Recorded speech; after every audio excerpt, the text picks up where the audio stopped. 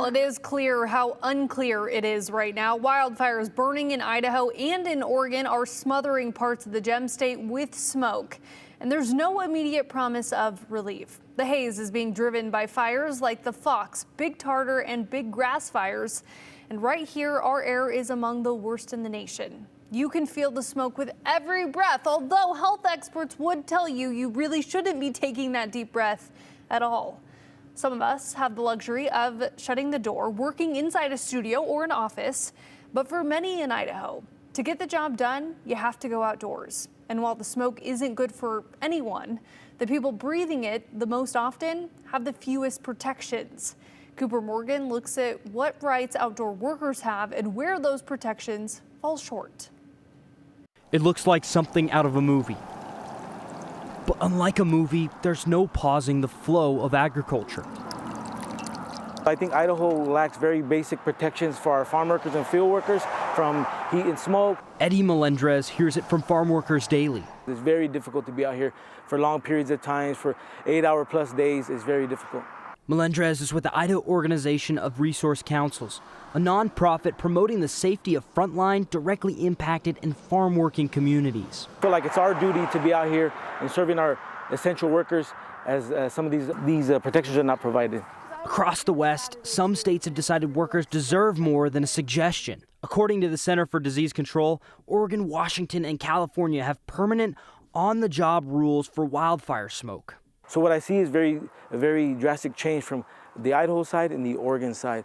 And on the Oregon side, there's much more protections for our farm workers and field workers. In Oregon, for example, the rule kicks in when the air quality index gets over 101. Employers have to train workers, offer respirators, and sometimes move people out of the smoke. In Idaho, it's different. Most employers here follow federal OSHA, which does not have a wildfire smoke standard.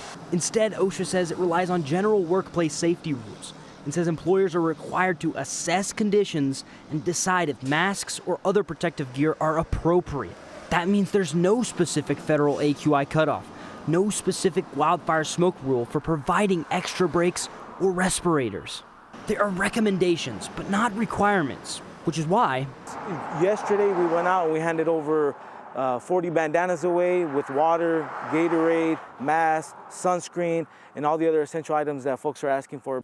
Melendrez says until those protections exist, groups like his will keep trying to fill the gap. These are the essential workers that are the backbone of this community, the backbone of Idaho, the backbone of the Northwest, and I feel like that we need to do our part too to step up and show them that they do matter.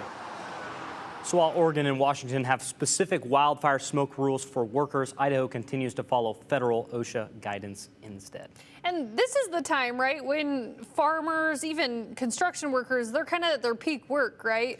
Yeah, I mean, everyone was out there working, getting the corn and stuff like that. And so, yeah, they're all out there. And, they said a lot of it is also the heat involved with this, not just the smoke. Because, the hotter it is, right, the more you're breathing in, the more you're actually working. And so the whole situation is kind of like a situation. Yeah. I guess the best case situation would be December when there's no smoke. But again, that's not how it works. Not how farming works. Yeah. All right, Cooper, thank you.